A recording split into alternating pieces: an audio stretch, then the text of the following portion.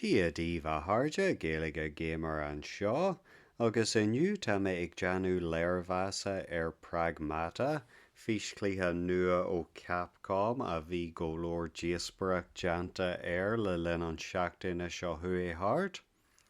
Maidir le scéal an cluiche dús, tosaíonn an scéal an ngeala,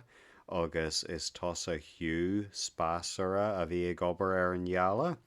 Agus tarlaíonn tubaiste agus faigheann aithin duine eile atá leat bás, agus ina dhé sin bualann tú le Diana an clankar is gláite a bhí an riú, agus ina dhé sin tá sibse ag obair le céile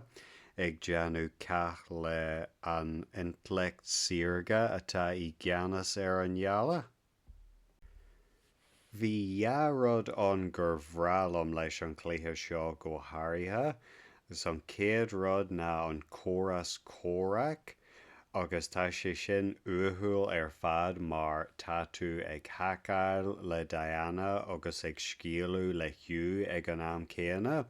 agus mar sin tá sé dúchlanna go háirithe nuair atá boss battle atá ann, mar tá tú ag rith agus ag léim agus ag hacáil agus ag scialú ag an am céanna, agus bhí sé sin uathúil fad thar ó cluiche bí an aimar mé riú a bhí mar sin. Agus an darna rud gur bhrealam sa cluiche seo na pásanna agus an cadrih I dtarthú. Tá sé mar dad simulator fad mar thar ó aithne ag Diana duine déana riú, agus mar sin tá sí ag fólam faoi duine déana agus an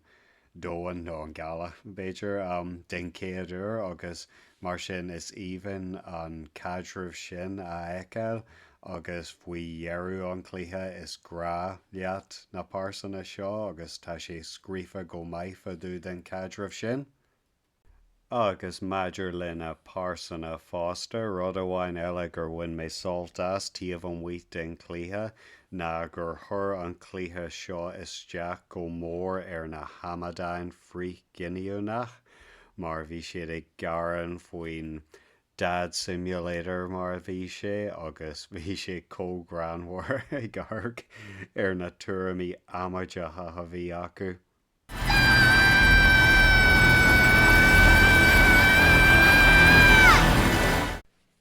Mar a himra mar sin, cluiche galanta fad atá an dar lom, an taon míhainteaiste a bhain a thug mé fadéir ná go gceithí tú $as go dtí an teach chun leiasáil, agus tá sé sin gitabog máil, ach seacha sin tá na pásanna agus an forbairt a dheantar an gadrih I dtartú go hinnta, tá córach uathúil agus dúchlanna hán, tá téamaí dhearfach agus fálan an, rud nach bhfuil an ní mór an fís cluichí,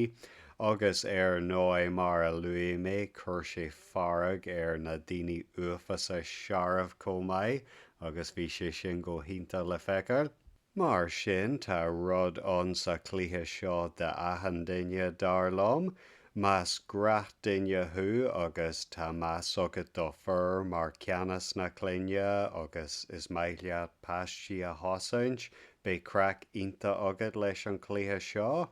agus más amadán frí giniúnach thu, Joey tú an álas leis an cluiche seo go bhfuil íosa uait agus ba thordait an leir seo a léú in áit cluiche eile a himirt.